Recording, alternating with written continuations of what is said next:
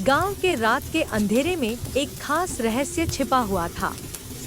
लोग कहते थे कि वहां रहने वाले किसी को अनजान आवाज सुनाई देती है और रात को कुछ अजीबोगरीब घटनाएं होती हैं। एक बार गांव में राजू और श्याम अपने नानी के घर आते हैं। दिन को बहुत सारी मस्ती और घूमने के बाद रात को सोने जाते हैं। तो आधी रात में राजू को बहुत अजीब अजीब सी आवाजें सुनाई देती हैं, जैसे कि उसे कोई बुला रहा हो। ये सब सुन के राजू बहुत डर जाता है। राजू श्याम को जगाने की कोशिश करता है, लेकिन वो भी उसे सोने के लिए बोलता है, तो राजू डर के मारे सो जाता है। सुबह होते ही राजू श्याम को सारी कहानी सुनाता है, तो श्याम ने बोला कि ये सब तुम्हारा भ्रम है। श्याम को राजू की बातों पर विश्वास नहीं हुआ। लेकिन जैसी ही रात हुई तो फिर से अजीब सी आवाजें सुनाई देने लग पड़ी, लेकिन इस बार ये आवाजें श्याम को सुनाई दी। कभी ऐसा लग रहा था कि खिड़की दरवाजे पर कोई खड़ा है, जोर जोर से उन्हें हिला रहा है, बोल रहा है बाहर आओ। तो कभी पायल की आवाजें। ये सब सुन के श्याम बहुत ही ज्यादा घबरा गया। उसने राजू को उठाया और कहा कि जो बात तू सुबह कर रहा था अब वही सब हो रहा है, तू सही कह रहा था। मुझे बहुत ही ज्यादा डर लग रहा है। ये सब सुन के राजू भी घबरा गया। उन दोनों को बहुत पसीना आ गया कि ये सब क्या हो रहा है। उन दोनों को समझ नहीं आया कि ये सब क्यों और कैसे हो रहा है। फिर उन दोनों ने बहुत हिम्मत चल पड़े। राजू ने बोला कि चलो वापस चलते हैं, मुझे बहुत ही ज्यादा डर लग रहा है।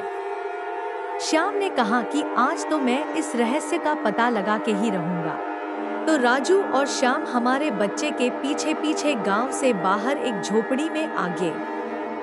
तो फिर वो बच्चा भी गायब हो गया। फिर से घबरा गया तो एकदम उन्हें लगा कि उनके पीछे कोई है।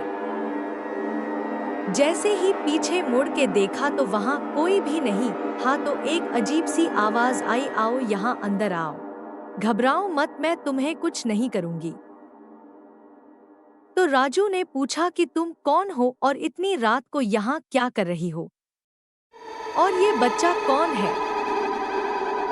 तो उस महिला ने कहा कि मुझे और मेरे बच्चे को यहाँ जिंदा जला दिया गया, क्योंकि मैं मेरे पति के घर वालों को में नापसंद थी, इसलिए उन्होंने मुझे अकेला देख के मुझे और मेरे बच्चे को यहाँ जिंदा जला दिया गया जब घर में कोई नहीं था। तो तब से लेकर आज तक हम दोनों यहीं भटक रहे हैं।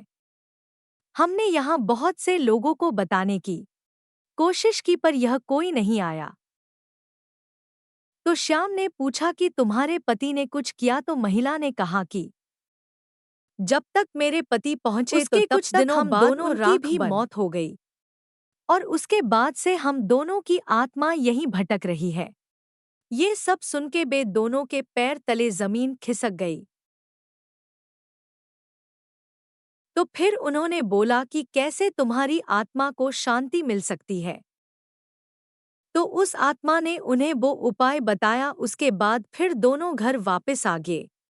सुबह होते ही उन्होंने अपनी नानी से सारी कहानी बताई। ये सब सुन के नानी दंग रह गई और कहा कि उसके साथ बहुत गलत हुआ था, लेकिन तुम दोनों ने बहुत अच्छा काम किया है। इसके बाद राजू और श्याम खुशी खुशी अपने घर चले गए। तो कहानी यही समाप्त होती है। अगर आपको ये कहानी अच्छी लगे तो लाइक, कमेंट और सब्सक्राइब जरूर करें, और अगर कुछ कमी हो तो वो भी बताएं ताकि हम आने वाली वीडियो में उन कमियों का पूरा कर सकें। धन्यवाद।